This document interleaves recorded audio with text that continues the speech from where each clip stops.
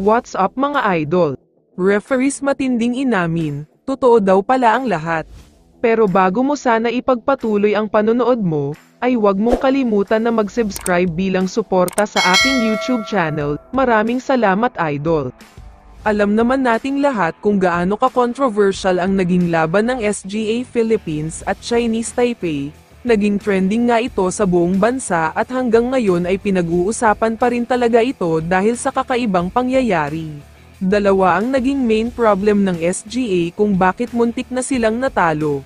Una na nga dito ay ang nakakapagtakang laro ni Chris McCullough, kung saan sinasabing nagbenta daw siya ng laro dahil pangit talaga ang performance niya. Napaisip kasi ang mga fans na bakit biglang pangit ang laro ni McCullough sa championship game, kung kailan kaharap niya ang team na gagawin siyang naturalized player, kaya sobrang nagtataka talaga ang lahat. Pero kung may isang pinaka naging problema ng SGA Philippines dito, ito ay walang iba kundi ang mga referees na nag-officiate ng laban, dahil grabe talaga ang pangdaraya na ginawa nila, masyadong halata at obvious. Kaya naman ayon sa mga source, nagkaroon daw ng masusing investigasyon na ginawa ang FIBA sa naging gold medal match. Umabot na daw kasi sa kanila ang balita na may game fixing at binayaran ang mga referees. Dagdag pa ng source, based daw sa investigasyon na ginawa ng FIBA, mukhang totoo nga daw talaga na masyadong pabor sa Chinese Taipei ang tawag ng mga referees, at tila nakakapagtaka daw na biglang nag-iba ang mga tawag. Kaya bilang parusa sa ginawang pangdaraya, hahatulan daw ng permanent ban ang mga referees sa lahat ng FIBA games, at hindi na rin daw papayagan mag-officiate sa lahat ng professional basketball.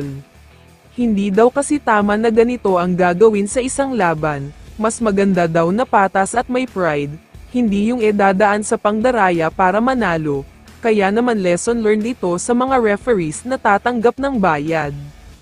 Ayon naman sa mga kumakalat na post ngayon sa social media, umamin daw ang mga referees at sinasabing may nag-alok daw sa kanila ng bayad na umaabot sa 10 million, nakakalaki nga daw ng mata ang offer na yan.